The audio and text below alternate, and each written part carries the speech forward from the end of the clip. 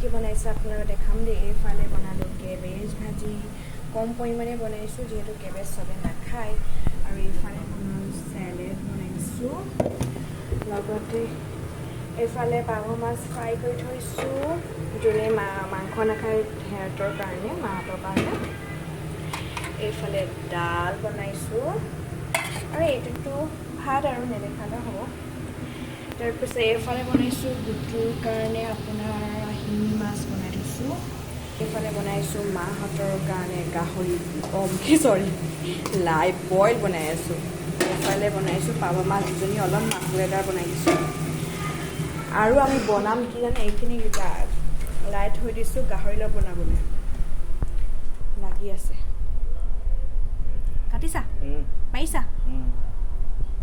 চাওঁ মাংসটো দেখাই দিয়া।